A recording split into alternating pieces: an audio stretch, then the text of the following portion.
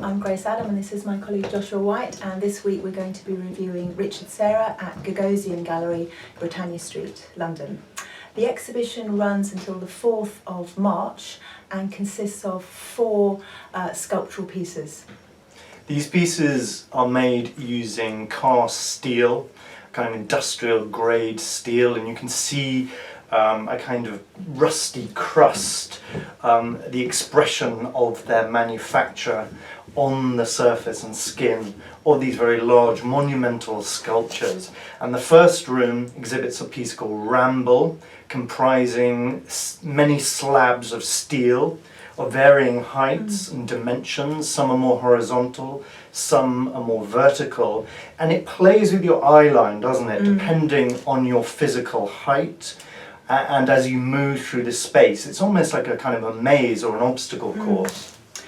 Yeah, it's 24 pieces of these blocks, these slabs of steel, and as you say, it's like a maze. It's like a kind of conundrum. You have to move around it, and I found it actually quite claustrophobic. It was quite bizarre. Some of the pieces you can see over, and some obscure your view, so you have to kind of negotiate them. But there is something incredibly sort of ancient about them. They're like standing stones, just the weight, the hugeness of them, all the tons of this corten steel you're surrounded by, and it's I think it really taps into something quite ancient. Actually, I really enjoyed being in there.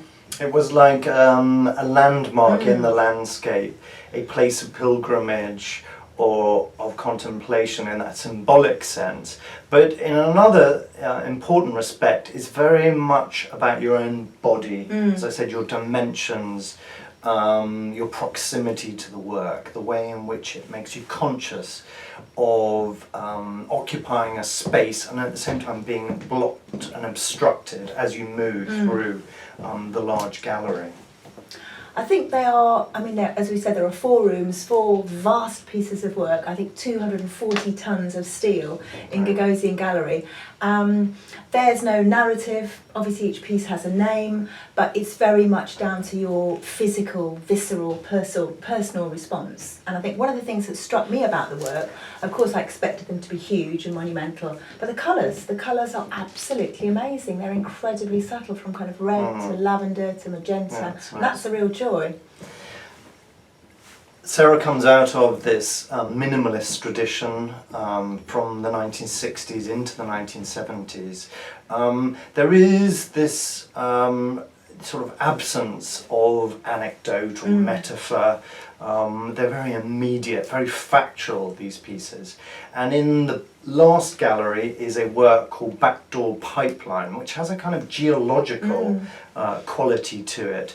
You enter it, it's a large curving sculpture, about 3-4 meters high. It curves, so as you enter it, this dark space, you can just see a chink of light that leads you around this kind of ellipse towards the end. And of course there's an immediate anxiety, I suppose, about entering a dark space. It's very kind of primal, but you find your way through, led by the light at the end. I think it is beautiful. You know, it's kind of slightly scary, like a fairground ride, but you know you want to go in, and there's a point in this kind of curved corridor where you can't see either end, and that's kind of nice. Yes. And as you walk through it, the shapes change all the time. So of course it's this huge, static, monumental object, but it's constantly changing. Then when you come outside and you walk down the side of it, when I made my notes, satsuma was the word I wrote down. It's like a huge satsuma. You can't, the ends disappear from you, and it's beautiful because you get lots of sculptures in one. It has that geometric, precise quality, deliberative, but at the same time there's a hint of wind erosion, almost as if it's very ancient, like a piece of rock. And you are encouraged to discover it, you know, with your senses, and I think that's so fundamental to Richard Serra's sculptural practice. And then we move on to another room called where the work is London Cross, and it literally occupies the entire space. So the dimensions of the sculpture express the height and width of the gallery. You have 2 pieces balancing one on top of the other, and supported by the edge of the walls. And it towers over you, and there's this idea of gravity, of weight, of mass. That's quite oppressive, it's quite intimidating. Yeah, I found, as you say, I found that room the most oppressive, and I quite enjoyed that actually. It's like standing on a huge iron bridge in a dark corner, and it is just this massive cross. I think it measures about 12 metres across, and it is balanced, and the walls of the gallery are built around the work, and this work pushes out.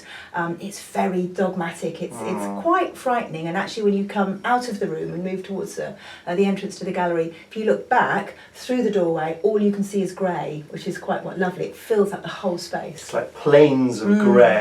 And Serra has been faulted for this rather kind of bombastic quality of his sculptures, notoriously imposing one in a plaza in New York that was the subject of a big court case. But I think that London Cross really expresses his interest well, doesn't it?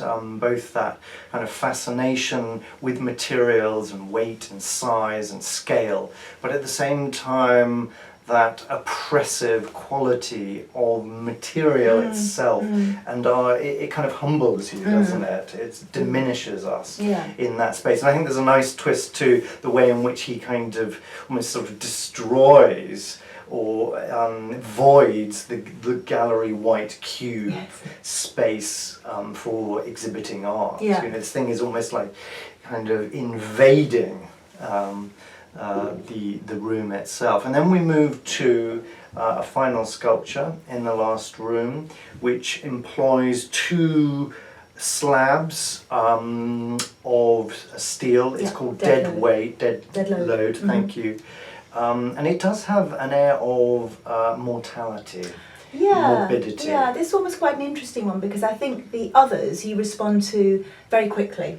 And they absolutely dominate the space, they own the space, they're bigger than the gallery, they're kind of pushing at the walls. This one you walk in and as you say there are two slabs, two blocks, two almost kind of coffins of steel, one on top of the other. The top one is slightly bigger, so there's a sort of mismatch, and the top one is also rougher, it's been left out to age, so it's got these beautiful kind of fantastic colours kind of dripping down it. And it's very redolent of sarcophagi.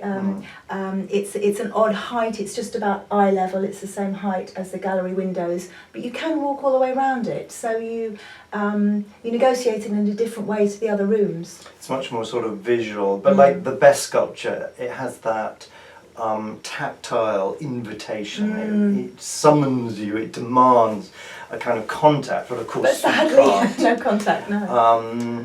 Nevertheless, you can still see how it's made, that kind of materiality of it. Absolutely. So central to its kind of significance. Yeah.